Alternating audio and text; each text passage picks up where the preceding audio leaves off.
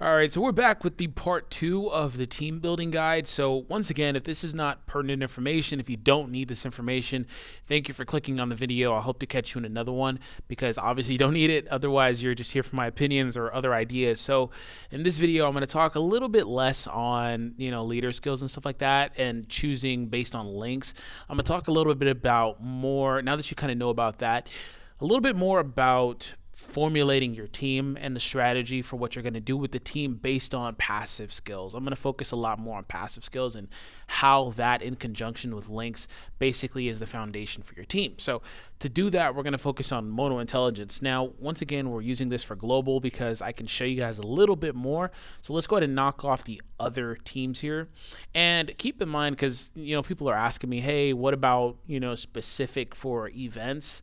You kind of got to take this knowledge and apply it to what you are given as far as events go. So sometimes these Dokkan events have special links, like, for example, the Vegeta family being a link for the Rose event. No, it wasn't Rose. It was Merge Zamasu, excuse me, for that event. So obviously you're going to want to kind of tweak this information and bring a couple units that have that link so you can capitalize on it and do a lot more damage. So you got to take this information and apply it. I could try to do one of these per event, but it's like there's a lot of events. So maybe we'll see if I get enough reception on these. I can turn that into like a thing I do on a side where a new event comes out and I'm like, hey, let's go ahead and look at some team building options and things like that. So hope you guys enjoyed today's video. Nonetheless, let's go ahead and get started. So as always with Mono Intelligence, they're really interesting. We're going to grab Buhan, because Buhan he's the leader of the group. Obviously, his leader skill makes him the leader of the group, and Buhan is such a fantastic unit. That being said, we're going to grab his second buddy, and these two are the only units I'd really consider as being staples on this team. So obviously, once again, this is just me looking at all of the cards in the database. You can tweak this to what you have, of course, and what works best for you. That being said, I'm not really going to explain too much of what Buhan does. He's the leader. He's the backbone of this team. He heals. He hits hard. He can carry this team no matter what you have on this team. Let's just say that. Now, you would want a good blocker. Why? Because sometimes you get in a situation where you're up against, and honestly, you don't really have to bring a blocker. More or less, I bring a blocker in Janemba because a lot of times I do challenge videos where like I'll take an intelligence team versus a physical boss. So obviously I'm going to need to have some sort of defense, and Janemba is an all-encompassing blocker. He blocks everything, so his passive is ridiculously good. He's just like how Gogeta is super effective on everybody, does good damage to everybody no matter the type. Basically, this guy blocks everything, so he's the inverse of that. So that being said, I would consider these two the good backbone of the team. Now, I'm going to throw a couple of curveballs at you. Buhan is interesting because he obviously has a nuke type passive. He's a nuker, but you don't have to nuke. He'll still hit 500k and up, regardless of how many orbs you're giving him. You don't have to change the whole field. They don't even need to be intelligence orbs. You can give him any orbs you want. That being said, I love Android 13 on here. As you see, he shares 3 links as well with this guy here, Janemba, Metamorphosis, Nightmare, and Fear and Faith. So he helps Janemba hit a little harder, get a little bit more consistent with the super attacks, and they have Metamorphosis amongst the 3 of them. So they're all going to regen on top of Buhan's ability to regenerate as well. That being said, Android 13 is here, and he's a staple in my opinion. He's an optimal unit, but staple and intelligence is a little bit fuzzy because you don't really have much you really need to do. It's not showing me his card. I have to come over here. Okay. His passive is change tech key spheres to rainbow spheres. That is significant. Let me show you another orb changer. Android 18. She changes, where's the passive? Rainbow key to intelligence. That being said, what makes Android 13 better is changing orbs to rainbow. Changing orbs to rainbow, especially because Buhan does not care what the color of the orb is. He just wants a bunch of orbs. That is a lot more significant. Let me explain this. Maybe there's 1 or 2 rainbows on the map, 3 or 4 rainbows, and there were bad spots. Android 18 immediately spawns and turns them all into purple. Now you have random purples in between your blues or whatever the case is, and now you can't chain combo all the orbs together. That being said, 13 does the opposite. If you come in with horrible orb placement, he literally fixes that. So 13 in conjunction with other units that change orbs can work really well, especially if Buhan is your sole focus, if Buhan's the only one you care about getting super attacks. So that being said, you can throw him in there and start looking at other options. You can also include, and this also applies to this guy, Super Saiyan Goku. A lot of people have a hard-on for this guy, but understand he does the same thing as 18 does. He changes orbs from another color to being, well, it's not as bad because he doesn't take them from being rainbow. You want rainbow because rainbows are there for a reason. They're there to allow you to chain combo as opposed to needing a solid color at all times. So he's probably the second best orb changer here innately. So you can throw him in there. The thing about it is if you're on global, he doesn't link as well. If you're on Japan, I'd say throw in that new Vegeta and that Trunks, and you've got honestly a kick-ass team, probably the best intelligence team you can run. Another really, really good option would be Turles because he does something a little bit different, focusing on passive skills.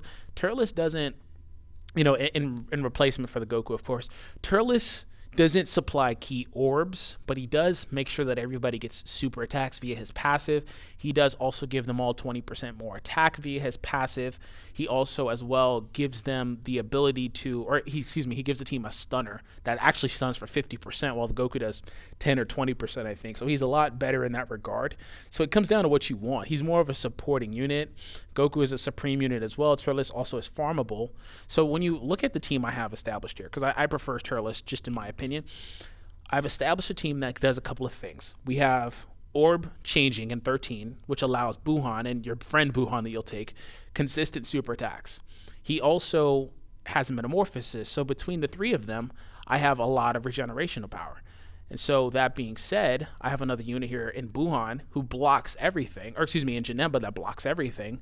So that in conjunction with Buhan's ability to lower the enemy's attack greatly when he does a Kamehameha or just normally when he does the Vice Shout means that all of your units will tank very well, and Janemba being who he is able to block everything, including super attacks. So that in conjunction with lowering attacks could be your ability to survive, that with lowering attacks and metamorphosis, and then Buhan's regeneration through the orbs. So that makes it all really, really good. And also you have Turles, who's giving everybody 20% more attack. Now that's not very significant on Janemba and 13, but it is significant on Buhan. It's going to make Buhan hit a lot harder because 20% stacks on top of the boost that he's getting from the leader skills as well, especially when the orb system comes out, the dupe system, where you can increase the base stats. So it becomes really, really good in that scenario. So all around, you have a really good team, just a makeup of a really good team. Now, this is where I see people, when they do this, they kind of say, okay, well, you can do this, right? You can give Buhan as many orbs as you want. Let's just say you can do this.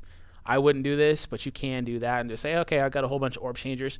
I would prefer to do something along the lines of this. And this was probably the same team I ran for a very long time. Intelligence Gohan is a really good unit. Why? Because he's very self-sufficient. He also has Fierce Battle. That's another unit that buffs up Buhan. Turles and 13 don't have that, so that 15% link also helps Buhan a lot as far as his damage output goes. And Gohan can be a good secondary attacker. He does have the Kaioken mechanic, which isn't as good because it resets when the phase resets, but that being said, he still will consistently hit pretty hard and easily. So starting off with 6 ki already, he's automatically guaranteed a super no matter what you do. So he's very self-sufficient. He also has shocking speed. So he's a very good secondary attacker on a team that does not have very many of them. If you look at them, Buhan is the sole beneficiary of all the offense. So on top of that, after that, you can run Bardock if you want to. I wouldn't really too much. The thing about it is sealers are overrated. This is just my opinion. I don't feel like any team really needs a sealer. Even AGL, I feel like that spot is wasted on Nova Shenron or Oceanus or whatever, because you can just bring a Baba item. It's not that big of a deal, to be honest. So yeah, pretty much something like this. And to fill out the last slot, it's totally up to you what you would want to do.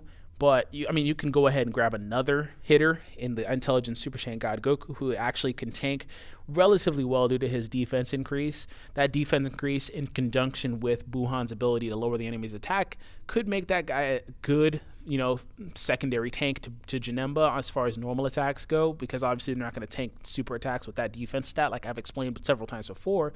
You can also grab Pandel, who gives enemies, well, she's not available yet, but she will be when Dragon Ball Fusions comes out, but she gives all your allies 30% more attack, just flat out, no condition, on her passive, which is really good as well.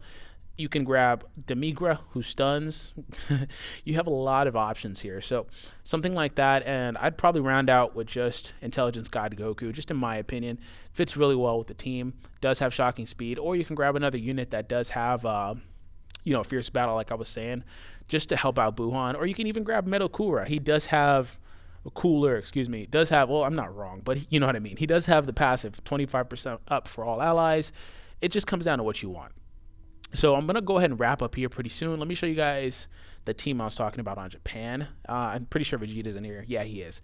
Okay. Look at that art. That art was really good. Anyways, let's go ahead and grab you and Trunks and Vegeta. Look at Trunks and Vegeta linking. Not bad. Where's 13? Janemba. This is such a good team. And just for me personally, my preference, I'm going to grab Turles, even though Goku may be a better option. It just comes down to what you want. Goku may be a better option because he makes the orbs purple for Trunks, and Trunks loves purple orbs. He's not Buhan. He needs purple orbs. Buhan doesn't. But that being said, Turles does stun better, does give 20% to all allies, and makes it easier for Vegeta, Janemba, and Android 13 to super attack. So something like this works really, really well, even though you think that they wouldn't because they don't link as well. They don't have like shocking speed across the board. They don't have prepare for battle across the board. You know, the top half has fear and faith. The bottom half has, you know, prepare for battle. So you kind of have a really weird team with an amalgam here with no overarching key link. But that being said, you have so much key support in Trunks and these 3 units on the right. Trunks makes purple orbs. This guy makes rainbow orbs. Those 2 together is freaking suicide. Turles provides key. Like I said, he can be replaced for another orb changer. So something like this is probably the best intelligence team you can run, you know, barring another unit or 2. I mean, you could throw in LR Piccolo if you wanted to. I just don't see where you would throw him in for because Janemba is a better tank because Janemba actually blocks everything. There's a difference between having high defense and blocking everything. Piccolo cannot block physical hits. Janemba can. So it just kind of comes down to that. So that's pretty much it for this video. Let me know your thoughts down below. Once again, if these do get good reception, I wouldn't mind doing them for, you know, just for the event basis. So anyways, I'm going to get up out of here. Hope you guys enjoyed. Catch you later.